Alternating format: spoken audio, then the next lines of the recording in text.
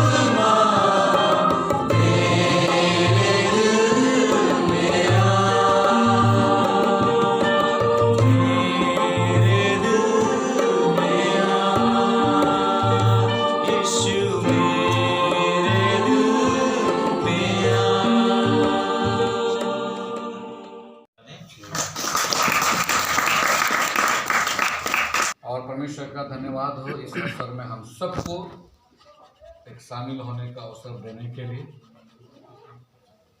वचन में लिखा है कि जब उसके लोग मिल के आपस में बात करते हैं या प्रार्थना करते हैं, सम्मति क्या करते हैं, तो उनकी बातों को मैं लिख लेता हूँ, यानी कि मैं हाजिरी ले लेता हूँ।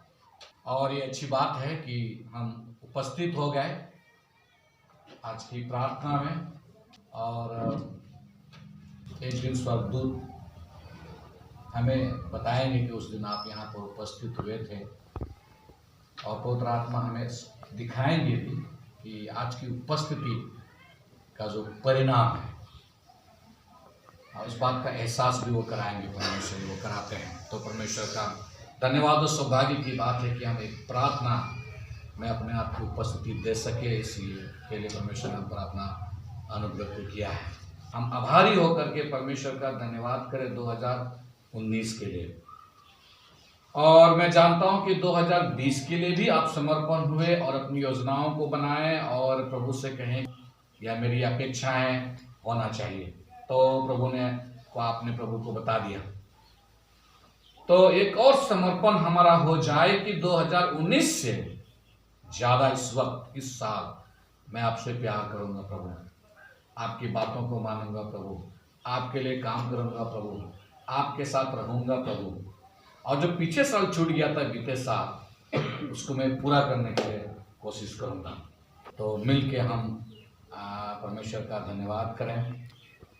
प्रकाशित वाक्य में एक बार प्रभु शिकायत करते हैं कलीसिया से। वो कहते हैं कि मेरे लिए अच्छा नहीं है, मुझको अच्छा नहीं लगा कि मैंने तुम्हारे काम को अधूरा पाया है, और जो बातें मिटने पर है, देख रहे हो मिट रहा है तो मिटने पर है, उसको स्थिर करने की कोशिश नहीं करो, मैंने अधूरा पाया।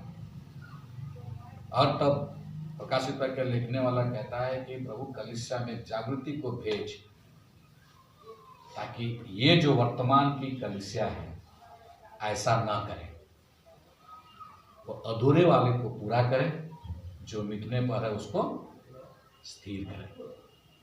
तो इस प्रकार के एक अनुग्रह में हम आगे बढ़े इस साल, और प्रभु का अनुग्रह हम पर होने पाए। तो आइए हम लोग सबको मिल करके अतिरिक्त ऑर्डिनरी, एक अतिरिक्त मतलब एक्स्ट्रा ऑर्डिनरी ग्रेस को इसराइल लोगों ने महसूस किया, परमेश्वर के प्यार को।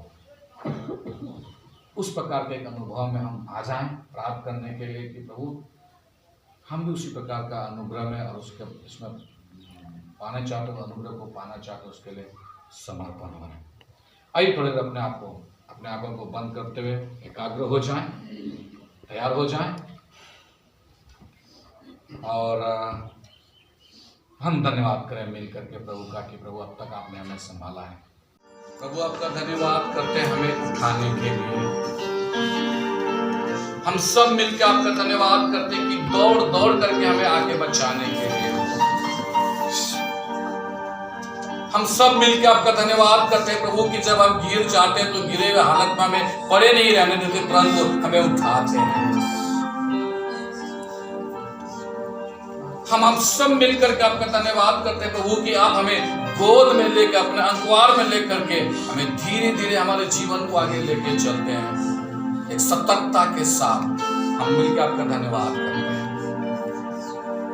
हम सब मिलकर आपका धन्यवाद करते हैं प्रभु यीशु मसीह, जो आप हमारी चौकसी करते हैं।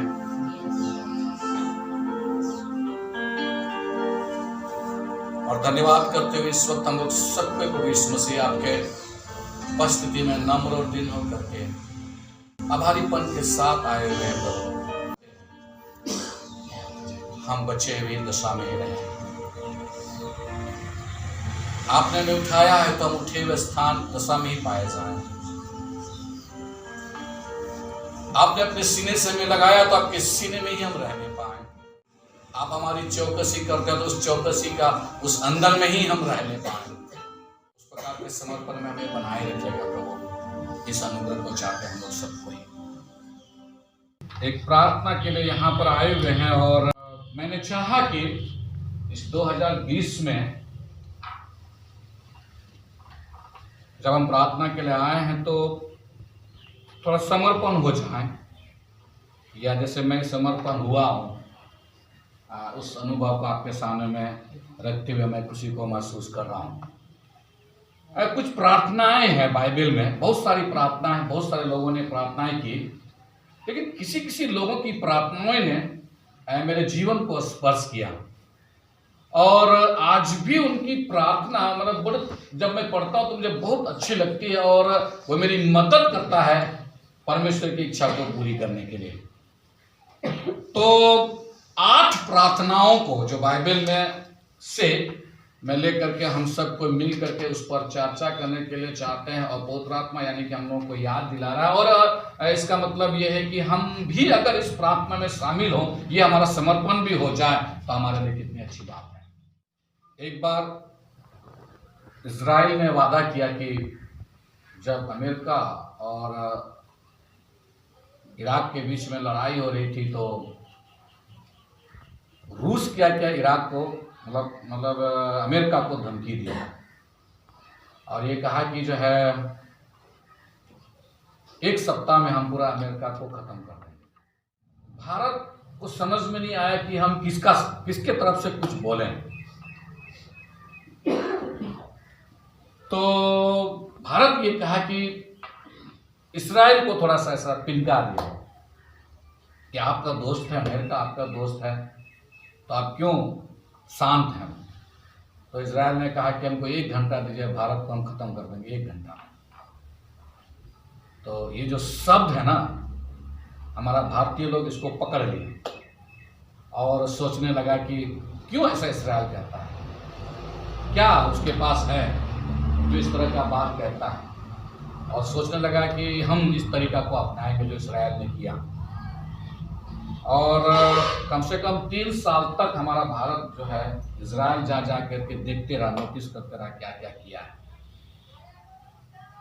तो पता चला कि वहाँ इस्राएल का एक एक आदमी जो है एक सेना के जैसा तैयार हुआ है। किसके जैसा?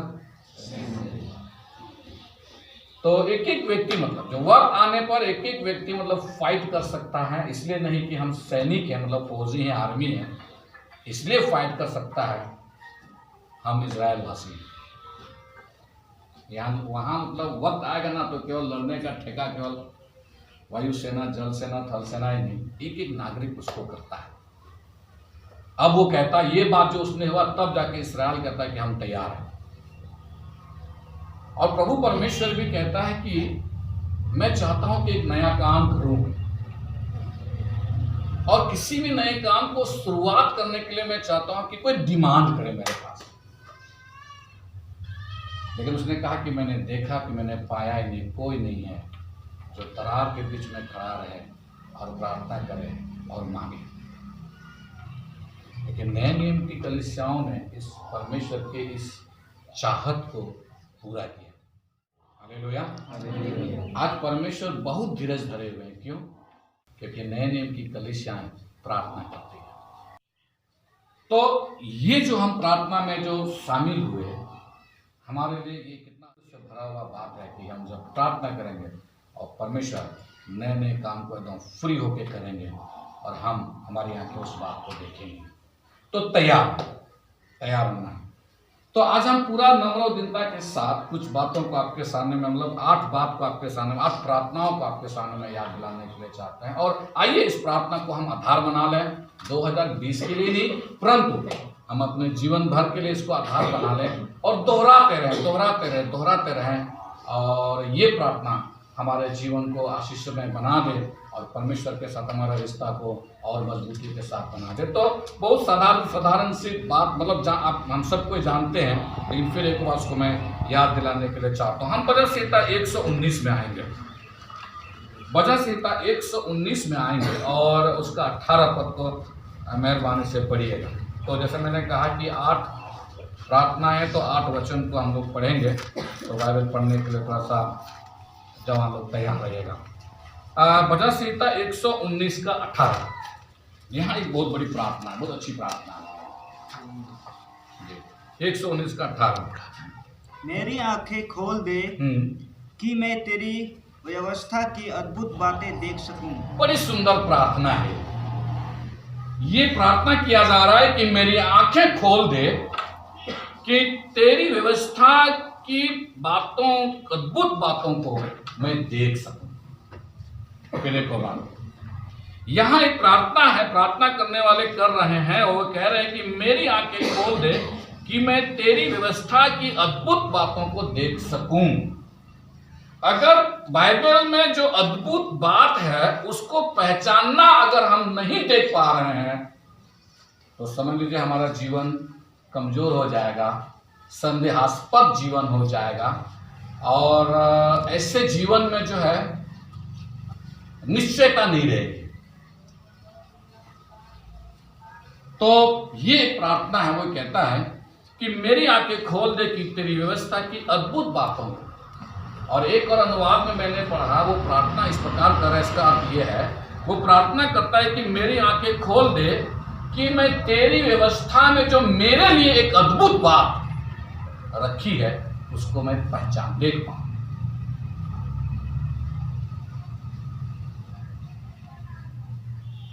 बाइबल को जानने से अच्छा है, बाइबल की जानकारियों में बढ़ने से अच्छा है, वो बहुत अच्छा है, लेकिन उससे बढ़कर अच्छा ये है बाइबल हमें चलाए, बाइबल हमको नियंत्रित करे। तो उसमें मेरे लिए जो अद्भुत बात है उसको मैं देख सकूं, वो मेरे नजर आए। एक ही पन्ना अगर हम खोलते हैं तो उसमें नजर आना चाहिए कि आज के लिए मेरे लिए अद्भुत बात इस पन्ना में ये है, तो दूसरा पन्ना में ये है, तो तीसरा पन्ना में ये है। और इस प्रार्थना को मैंने भी आधार बना लिया कि प्रभु अब ऐसा होना चाहिए कि इस बाइबल में जो मेरे लिए अद्भुत बात रखी हुई है हर दिन मैं उसको देख सकूं, मेरा नजर में आ जाए कि ये मेरे लिए है। दूसरा प्रार्थना 119 का ही 34 पाठ। मुझे समझ दे, तब मैं तेरी व्यवस्था को पकड़े रहूंगा और पूर्ण मन से उस पर चलूंगा। वहां आंख को खोल दीजिए ताकि मेरा नजर में आ जाए, और जब नजर में आ गया तो अब एक काम मुझे समझ दे, प्रभु मुझे समझ दे कि मैं तेरी व्यवस्था को पकड़े रहूं और उसमें स्थिर रहूं। पकड़े रहूं का मतलब वो है कि मैं तेरी व्यवस्था में स्थिर रहूं, और स्थिर रहूं का मतलब ये हो गया कि बहुत सारी चीज को पकड़ने के लिए मेरे पास आएंगी। जैसे पौलुस कहता है कि अब मैं मतलब इस बात को समझ में आ गया और मेरे पास ये स्थिरता आ गई। अब एक काम करते हैं, मेरे लिए लाभ की बात तो है लेकिन उसको मैं छोड़ देता हूं, उसको मैं त्याग कर देता हूं और परमेश्वर की उस बात को मैं पकड़े रहता हूं। दूसरा स्थान में, तीसरा स्थान में उसको रखता हूं, लेकिन पहला स्थान में ये है कि मैं परमेश्वर तेरी व्यवस्था को पकड़े रहता हूं, वो समझ ले। एक व्यक्ति बोल रहा था कि मैं भी अरे ऐसा ऐसा पढ़ाना, तो उसने कहा कि ठीक है तो अब मैं पकड़ लूँगा, परमेश्वर की व्यवस्था को मैं स्थिर रहूँगा, पकड़े रहूँगा। तो वो बाइबल पलटना शुरू किया, पन्ना पलटना शुरू किया, उसको तो कुछ ही नहीं मिल रहा। लास्ट में कहा प्रभु, कई लोग सुनते हैं कि प्रार्थना के बाद पढ़ा करते हैं, तो हाँ वो भी प्रार्थना किया था, वो आपके वचन से मुझसे बोलो बातें कर, ऐसे करा। जो आप खोलिएगा, जहाँ मेरा नज़र चला जाएगा वही मैं समझ लूँगा कि मेरे लिए। तो वो खोला तो वहाँ लिखा हुआ है कि और यीशु को 30 सिक्कों में बेच दिया गया। तो इसमें सोचा क्या यीशु को 30 कहाँ खोजे हम, यीशु को 30 सिक्कों में, इसको हम कैसे अप्लाई करें? नहीं प्रभु ये ठीक नहीं है, ये प्रैक्टिकल में नहीं है ये बात। दूसरा बात थोड़ा सा इधर कभी उल्टाया तो उसमें लिखा हुआ है कि उसके बाद तो सिक्का में जो बचा था उसको फांसी पर लटका दिया। इसको भी मैं कैसे अप्लाई करूँगा प्रभु? और एक बार दुआ करता आखिरी, फिर ऐसे कर नजर मान लेकर जा तू भी ऐसा ही कर। बोला आज के बाद बाइबल नहीं पढ़ेगा भाई, तो ये बिक्री करवा देता है। तो ये जो है एक स्थिरता वहाँ पर हम देख लिए, नजर आ गया मेरे लिए अद्भुत बात, और वहाँ पर मेरा समझ गई व्यवस्था से मेरा समर्पण, भरोसा ये इधर उधर नहीं हो, व्यवस्था की बातों को पकड़े रहो। जब मैं इस बात को पढ़ रहा था और समर्पण हो रहा था, मेरे मन में एक विचार आया, मैंने समर्पण किया। प्रभु पतरस को याद करते हैं, आपके लाइफ में, जीवन में आपने पतरस को एक बार डांटा था, उसको कहा था कि हे शैतान दूर हो। तो मेरा भी समर्पण नहीं है प्रभु जी, एक बार भी इस प्रकार का मौका मेरे जीवन में नहीं आना चाहिए। इस बार जैसे पतरस को आपने कहा ऐसा नहीं आना चाहिए।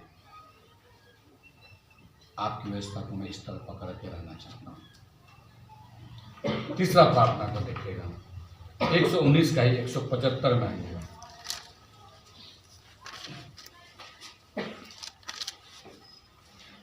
मुझे जिला हाँ, और मैं तेरी स्तुति करूंगा, तेरे नियमों से मेरी सहायता हो। हाँ, मुझे जिला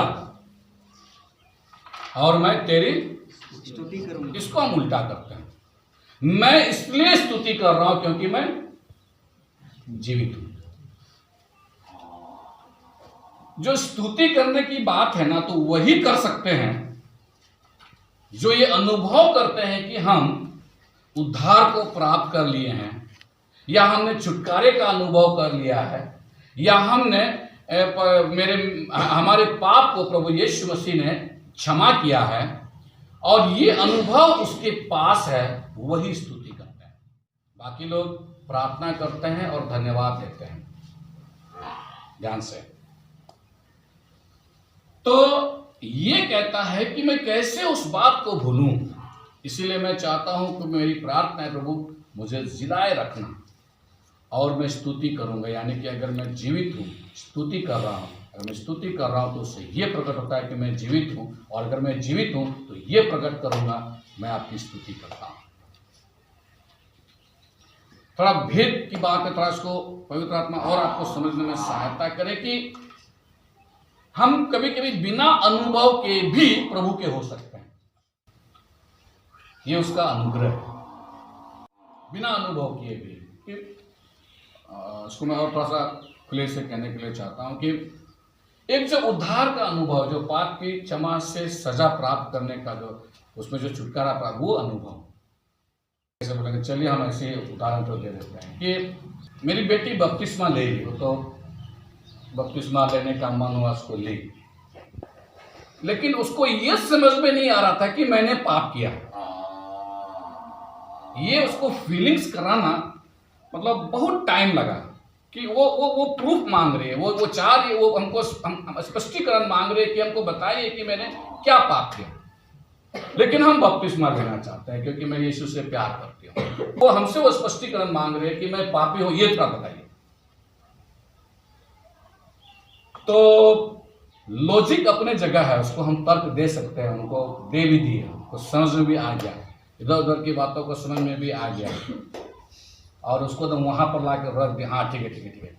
लेकिन एक बार भी उनके आंखों से आंसू नहीं निकला उस बात के लिए कि मैं पापी था और मेरे पाप के लिए मुझको क्षमा मिली। और जब तक वो आंसू नहीं निकला तब तक हम लोग उसको बपतिस्मा लेने के लिए रोक दिया। ये कह रहा है कि तब अब जब ये इस तरह का जब हो गया तब इनको स्तुति करने में बहुत मन और खुलासा रहेगा। बाकी लोग क्या करते हैं, क्या मतलब कुछ भी अगर मान लेगा समय मिलेगा, उनको कलीसिया में कुछ समय मिलेगा, याद है वो लोग कौन सा गाना था जो दिल्ली से सीख के आया था, कौन सा गाना था? नहीं आए दिल्ली गए थे हमारे जवान लोग, डंडखड़ा के जवान लोग, तो हाँ मैं हो गया दीवाना, यीशु का दीवाना, यीशु से मुझे प्यार हो गया। एक सप्ताह के बाद किसी लड़का के साथ भाग गया, वही प्यार हो गया। ये तो यहाँ तो दम बड़ा दम, यीशु से मुझे प्यार हो गया, लेकिन तुरंत एक आंधियां आई, एक इच्छाएं आई, और क्या तुरंत वो जो कमिटमेंट है उसमें खत्म हो गया। यीशु से मुझे प्यार हो गया इसलिए लड़का के साथ भाग गया।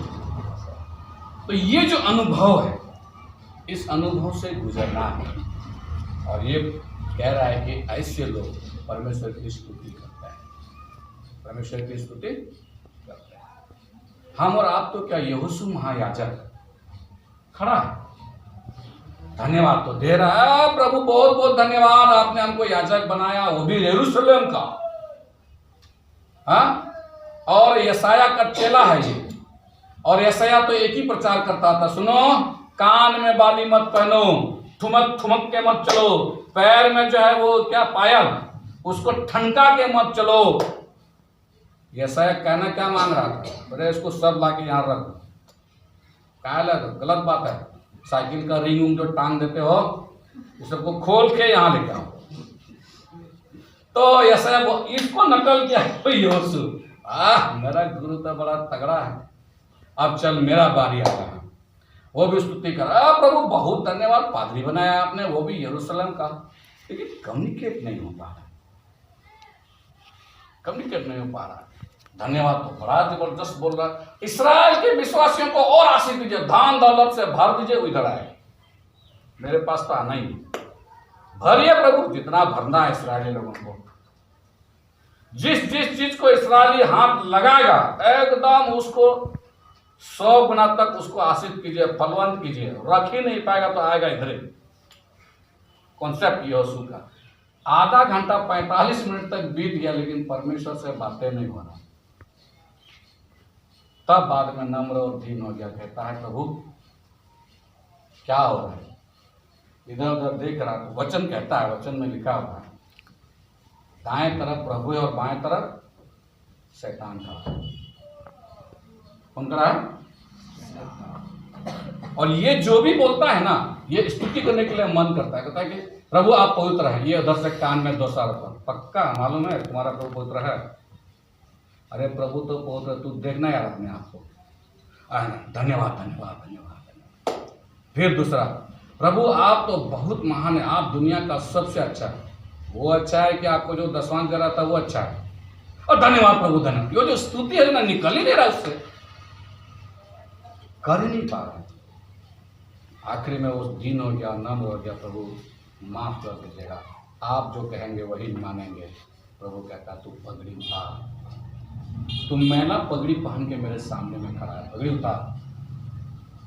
उसने कहा इतना हो गया है प्रभु, याजक तो हूँ लेकिन इतना हो गया है, अभी मेरे पास ताकत भी नहीं है कि मैं अपनी पगड़ी को पकड़ के उठा के कर सकूँ, लेकिन मैं चाहता हूँ मेरा पगड़ी को आप उठाने के लिए सहायता करिए। 2 दूत को परमेश्वर ने भेजा और पगड़ी को उठवाए और नया पगड़ी, और तब जाके ये वो कहता है कि आप मेरे लिए प्रभु हैं, भला परमेश्वर है, आप पवित्र हैं।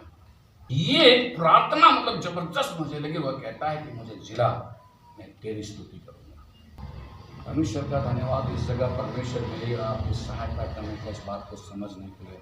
उनको बहुत अच्छा लगता है सब लोग उसकी स्तुति करते हैं, मतलब उसके गुण का वर्णन करते हैं, और धन्यवाद खुद ऐसे भी लोग कहते हैं। ये एक विशेष प्रार्थना कहता है कि मुझे जिला में तेरी स्तुति करूँगा।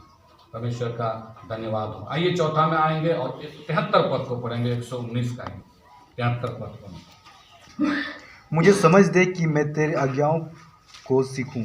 हाँ, मैं तो समझ गया, मैं ये समझ गया कि परमेश्वर के हाथों से मैं बनाया गया हूं, और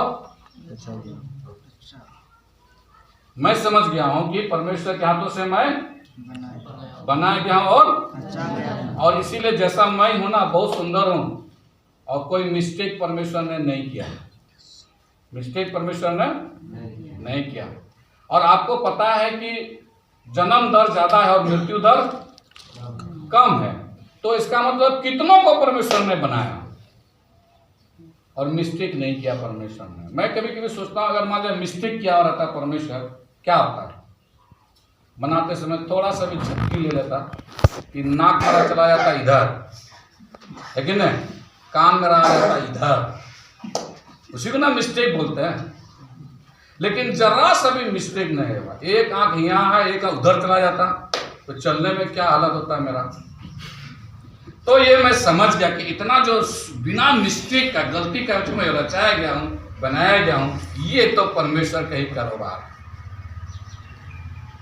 यकीन नहीं आता तो जा करके आप देख लीजिए ना, वहाँ मिट्टी से बना रहा है कुछ, वहाँ कहीं ना कहीं टेढ़ा गुच्चा है। ये देखिए परमेश्वर बनाइए, मुझे समझ दे। और इस बनावट में बने रहने के लिए, इस बनावट की जो मनोहरता है, इस बनावट की जो सुंदरता है, और इस रचे जाने की जो सुंदरता है, जो इसको कायम रखने के लिए एक काम करना पड़ेगा। मैं तेरी आज्ञाओं को सीखना चाहता हूँ, उसी आज्ञाओं में रहना चाहता हूँ, उसी आज्ञाओं को मैं पालन करने के लिए चाहता हूँ, ताकि ये मेरी बनावट कायम रहे। वरना तेरे हाथों से मैं बनाया गया हूँ। और एक बार आप यशायाह 4 अध्याय में कहे हैं, कुम्हार को यह अधिकार है बनाया हुआ बर्तन को भी फिर तोड़ सकने का। उसको यह अधिकार है कि वो अपने हाथों से उसने बनाया बर्तन को, तो उसको तोड़े, वो कुछ भी करे, उसको अधिकार है।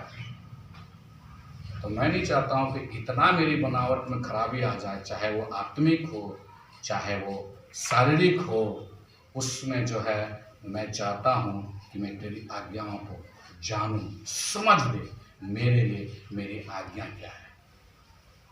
वो मान रहा है इसलिए नहीं, उसका अनुभव है इसलिए नहीं, मेरा अनुभव है, मैं उस आज्ञाओं को पालन करना चाहता हूँ। ये मेरी समझ है, मुझे समझ दे मेरे लिए मेरी आज्ञा, आपके लिए पर मेरे लिए क्या आज्ञा है प्रभु। हालेलुया। 5वें में ये भजन संहिता 51 का 10, शुद्ध मन और मेरी भीतर स्थिर आत्मा नई सिरे से उत्पन्न कर। 57 का 7 पढ़िए। हे परमेश्वर, मेरा मन स्थिर है, मेरा मन स्थिर है, मैं गाऊंगा वरन भजन कीर्तन करूंगा। तो ये एक प्रार्थना है कि प्रभु मेरे अंदर एक शुद्ध मन उत्पन्न कर, एक स्थिर आत्मा। नए सिरे से उत्पन्न करने का मतलब स्थिर आत्मा जो है ना हर रोज एक्टिवेट होना है। रात को जब मैं सो जाता हूं और फिर जब मैं सवेरे उठता हूं तो फिर एक बार एक नए जो स्थिर वाला जो आत्मा है वो एक्टिवेट हो। ऐसा ना हो कि मैं जब अपने घर से बाहर निकलूं क्या क्या चीज को देखूं, बहुत सारी बातों का सामना करना पड़ता है और वो मेरे स्थिरता में अस्थिरता ला दे। इसलिए वो कहता है कि प्रभु ऐसा मुझको बना दे कि रोज रोज मेरे अंदर में एक स्थिर आत्मा एक्टिवेट रहे। जैसे आजकल के समय में इस बात को समझना आसान है। जैसे मोबाइल को ही ले लीजिएगा, उसको स्विच ऑफ भी कर दीजिए या नेटवर्क वाला वो भी ऑफ कर दीजिए, लेकिन जब आप स्विच ऑन कीजिएगा तो रात भर में जितना वो रिसीव किया है वो आपको दिखाएगा। ऑफ भी है लेकिन तो भी वो काम कर रहा है, और नेटवर्क में नहीं है तो भी है उसके अंदर में रखा हुआ है। जैसे आप नेटवर्क ऑन कीजिएगा आपको दिखाएगा। तो जो उसकी जो बनावट है वो हमेशा मतलब अलर्ट रहता है, वो एकदम कार्य करते रहता है। और यही बात ये दाऊद कहता है कि मेरे अंदर में एक स्थिर आत्मा को हर रोज एक्टिवेट करते रहिएगा। हालेलुया। यहाँ कोई डॉक्टर और डिपार्टमेंट वाला है क्या? कोई डॉक्टर प्रसव? ऐसा लोग कहते हैं कि ये जो दिमाग है हम लोगों का भेजा, हम लोग बस भेजा है ना कि नहीं है?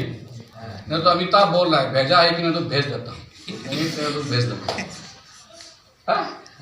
तो ये जो दिमाग है ये जो है मतलब ऐसा हिस्सा में बटा हुआ है, 2 हिस्सा में बटा हुआ। उदाहरण के लिए बोल रहा हूँ, मान लिया ऐसे डॉक्टर लोग कहते हैं कि अंदाजा वो लोग लगा रहे हैं कि ये जो है ना किसी किसी का 300 ग्राम, किसी किसी का 250 ग्राम होता है। तो 10% को कॉन्सेंस कहते हैं, विवेक कहते हैं, बाकी 90% को दिमाग कहते हैं। ये जो 90% है इनको ये काम करेगा, खाली जो इसको ऑर्डर मिलेगा वही काम करेगा। अगर इसको दिमाग को ऑर्डर मिला कि किसी का मर्डर करो तो करेगा। तो ये जो 10% है ना ये ऑर्डर करता है 90%। और इसका काम है कि इतना ही ताकत है, इसको इतना ही काम है कि ऑर्डर लेना और रूप दे देना। तो दाऊद कहता है कि ये जो 10% है, ये जो 10% है, यहाँ पर मेरे लिए स्थिरता का आत्मा को एक्टिवेट रखे रहिएगा ताकि वह 90% को वही ऑर्डर करे जो आप चाहते हैं। हालेलुया। ये इसका तो ये एक प्रार्थना है। उस हिसाब से अगर आप पढ़िए, कहाँ पर हम लोग पढ़ रहे थे? 51 का 10 होता है कि ये ऐसा प्रभु हमको दीजिएगा एकदम स्थिर। जब मैं उठूं तो ये 10% जो है ये ऐसा आपके द्वारा सजाया हुआ रहे, ताकतवर रहे, अभिषेक रहे कि ये 90% को आप यही 10% जो ऑर्डर करे यही 90% काम करे। मेरे आत्मा को ऐसा स्थिरता की आत्मा दीजिएगा। ऐसे परिस्थिति में हम जा रहे हैं, थोड़ा इस बात को याद रखें। हम इस बात को प्रार्थना किए, समर्पण किए कि हे प्रभु स्थिर की आत्मा हमको दीजिएगा। हालेलुया। आगे बढ़ते हैं। फिर भजन संहिता 90 और उसका 12, जो मन है वो बुद्धिमान वाला हो जाए। ये प्रभु हमको ये समझ दे दीजिएगा कि हमारा जो मन है वो बुद्धिमान वाला हो जाए, और इतना बुद्धिमान वाला हो जाए कि ये अपने जीवन को एकदम, अपने जिंदगी को मतलब एकदम व्यवस्थित रखने पाए, एकदम सब कुछ एकदम व्यवस्थित रखने पाए, प्लान के साथ करने पाए। ऐसा मन दीजिएगा प्रभु जी कि हमारा मन एक बुद्धिमान वाला मन हो जाए। हालेलुया। हालेलुया। परमेश्वर का धन्यवाद इस बात को समझने के लिए भी कि हम अपने मन में बुद्धिमान भी कहलाएंगे। और उसके बाद 119 के 125 में आइएगा, 119 के 125 में आइए कि मुझे समझ दीजिए कि मैं तेरी चितौनियों को समझूं, या वो ये प्रार्थना कर रहा है, मुझे समझ दीजिए कि आप जो हमको अनुशासित कर रहे हैं उस अनुशासन में लाने के लिए, यानी कि अनुशासित के तरीकों को मैं समझ नहीं पाऊं। कई बार इसको न समझने के चलते हमारा निर्णय हमारे जीवन में कुछ इधर उधर हो जाता है। प्रार्थना करें कि प्रभु मुझे समझ दीजिए कि आप जो मुझे अनुशासित करते हैं, ये मत करो, वो मत करो, ये मत करो, वो मत करो, ये मत करो, वो मत करो, जो आप कहते हैं, इस तरीके को मैं आदर करने पाऊं और समझने पाऊं।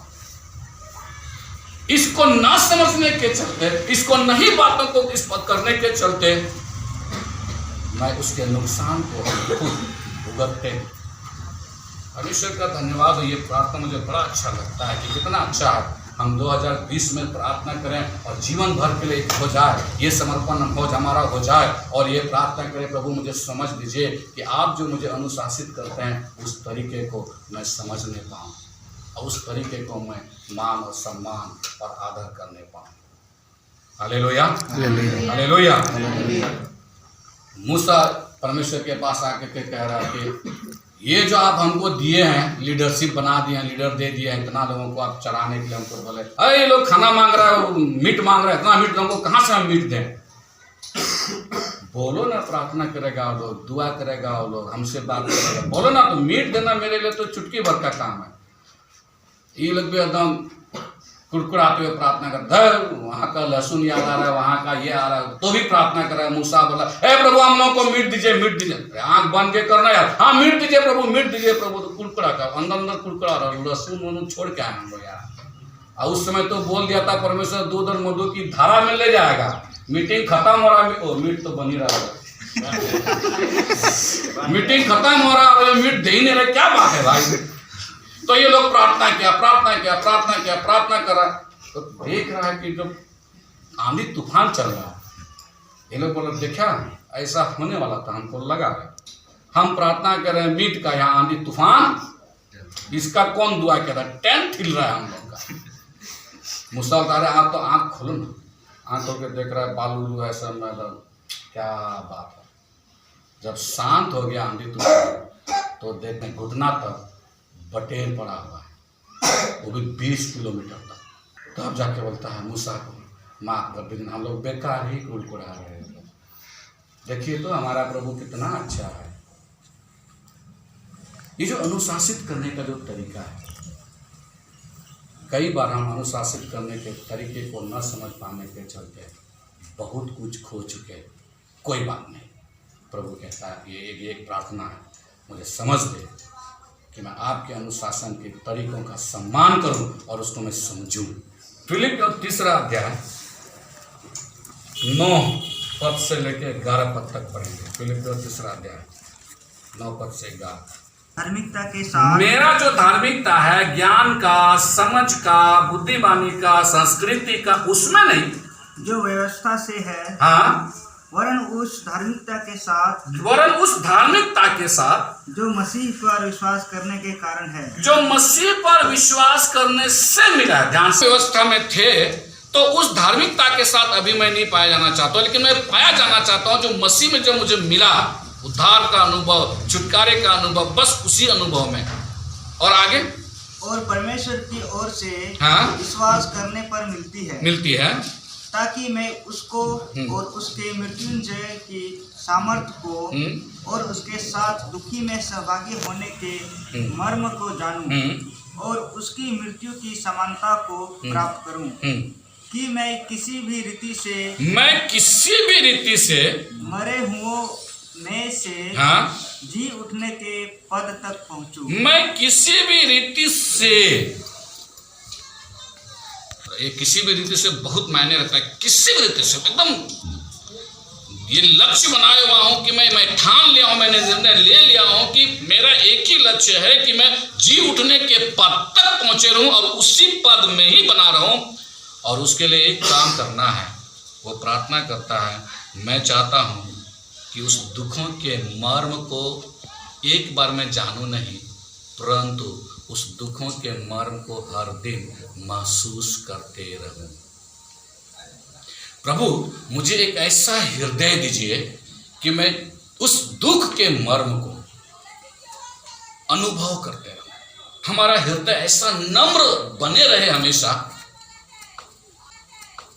कि मैं उस दुखों के मर्म को अनुभव करते रहूं,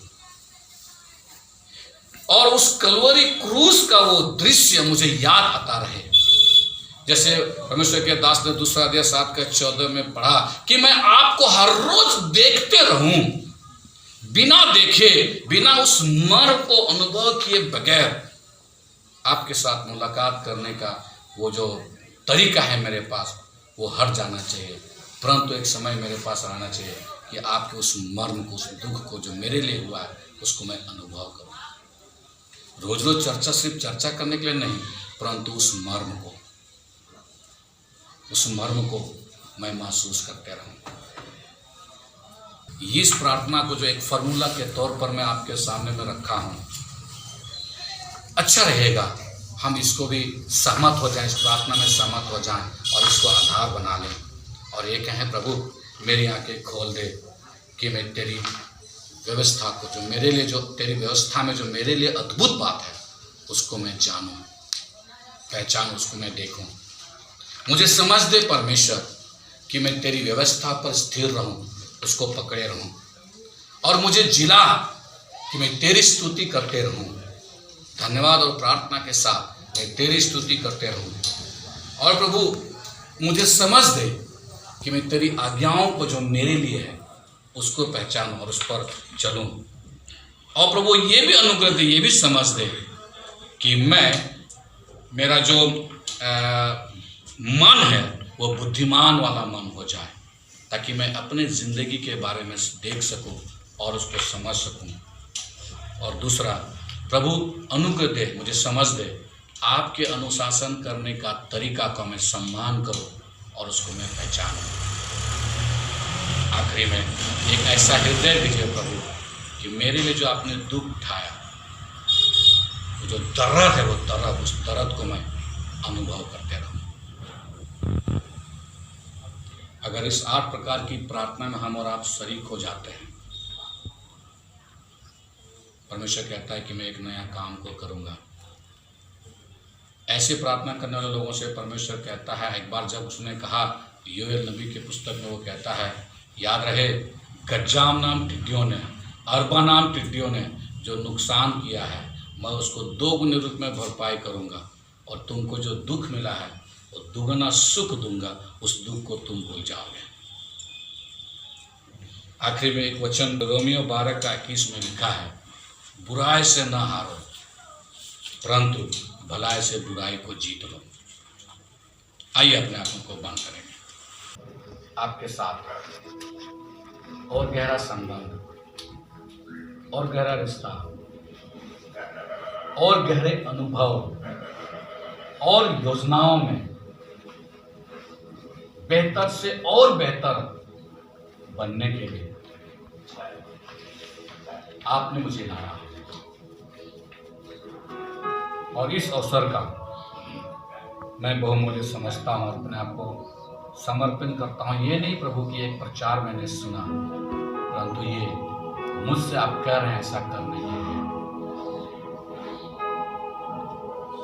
मैं फिर यहाँ पर एक बात को आत्मा में होकर कहने के लिए चाहता हूँ।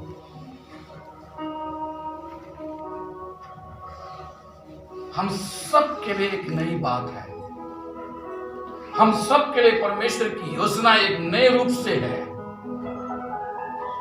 वो हम सब के लिए कुछ न कुछ न्यायों को, योजनाओं को बना करके, योजना को बना रखे कि इनके द्वारा मैं ये करूंगा, इनके द्वारा मैं ये करूंगा, इनके द्वारा मैं ये करूंगा, इनके द्वारा मैं ये करूंगा।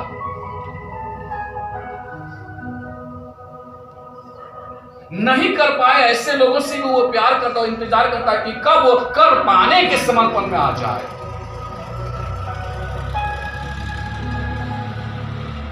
ना उम्र की सीमा होती है उसके पास, और ना योग्यता एक शर्त होता है उसके पास, बस दया और अनुग्रह।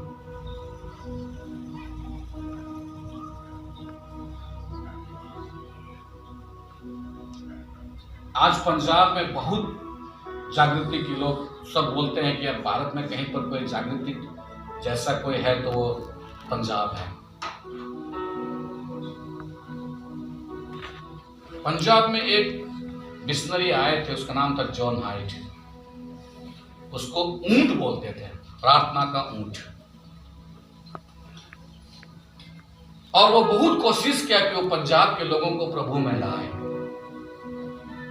लेकिन भाषा वो नहीं सीख पाए। केवल एक ही बात को वो सीखे थे, यीशु आपसे प्यार करता है। और जब कभी भी इसने कोशिश की लोगों को ये बताने के लिए, लोग उसका उपहास किए, लोग उसका मजाक किए। तब उसने कहा कि मैं प्रार्थना करूंगा, और उसने नियम बनाया कि मैं एक दिन प्रार्थना करूंगा तो 2 दिन बाजार घूमूंगा, फिर 4 दिन प्रार्थना करूंगा तो 2 दिन, ऐसा करके। और उसके पास एक बारी आया कि वो 1 सप्ताह के लिए रूम के अंदर में रहेगा और प्रार्थना में ही रहेगा। कुछ उसके जान पहचान के लोग था, एक बुजुर्ग व्यक्ति थे जो सारी बातों को नोटिस करते थे, बीच बीच में वो उनसे मिला करते थे और कोशिश करते थे कम्युनिकेट करने के लिए। और जब 7वें दिन हो गया, वो घुटने में थे, वो झोपड़ी में रहते थे जॉन हाइट, वो रूम से बाहर नहीं निकल रहे थे। तो उस बुजुर्ग व्यक्ति ने सोचा कि क्या बात है, थोड़ा जाके हम देखते हैं। उसने दरवाजा खोला, देखा कि ये तो घुटना में है, फिर बंद करके वापस चले आया। फिर 9वां दिन फिर वो गया, देखा घुटना में है, दरवाजा खोल दिया, देखा घुटना में, फिर बंद करके चले आए। लेकिन 10वें दिन जब उसने देखा फिर उसी मुद्रा में है जॉन हाइट, तो उसने कहा कि मैं इसको जगाता हूं। और उसको जब बुलाया, करीब जाकर के जब उसको थोड़ा धक्का मार करके जब बुलाने के लिए कोशिश किया, वो जॉन हाइट लुढ़क गए। उसी अवस्था में उसकी मृत्यु हो चुकी थी। ये बुजुर्ग व्यक्ति को बड़ा अजीब लगा। इन लोगों ने चंदा वसूल करके उसको दफना दिया।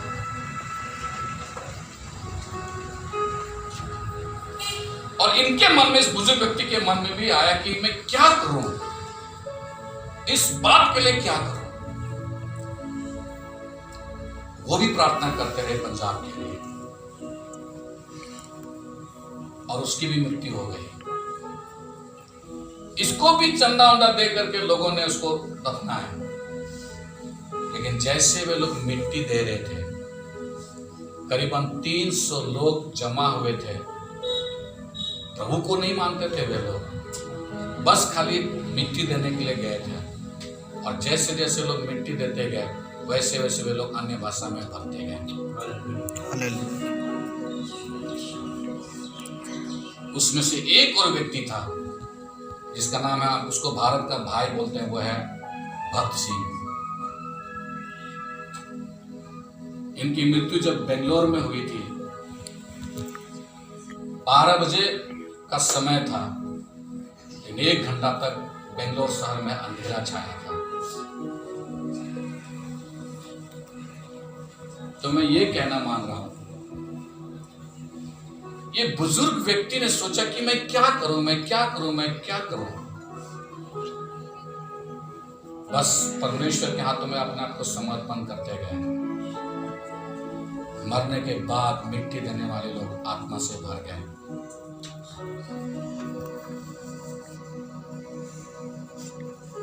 हम बुराई से न हारे, परंतु भलाई से बुराई को जीत लें।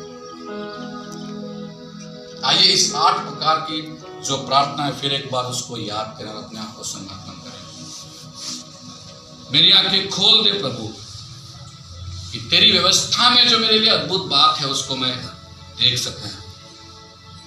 मुझे समझ दे प्रभु कि मैं तेरी व्यवस्था को पकड़े रहूं, उसमें स्थिर रह सकूं। मुझे जिलाए रखना और इस बात के लिए कि मैं तेरी स्तुति करूं। मुझे समझ दे कि मेरे लिए जो आज्ञा है उसको मैं मानते रहूं।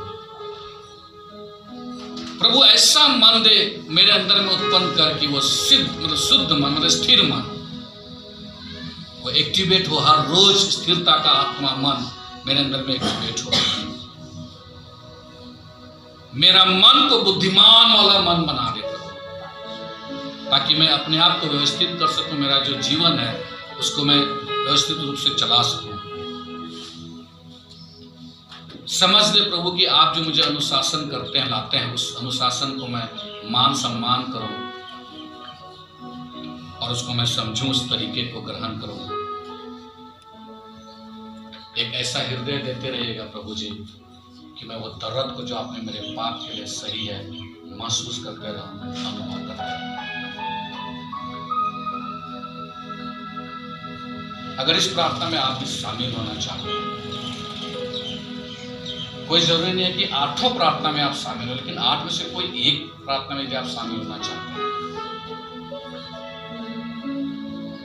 प्रभु की उस अनुग्रह को मांगे और क्या प्रभु जी मैं माफी मांगता हूं, लेकिन अब मैं इस प्रार्थना में शामिल हूं, आपकी योजना मेरे जीवन में पूरी है। आइए अपने आप को प्रभु के हाथों में हम सौंपते हुए अपने आप को थोड़ा समय बिताएंगे।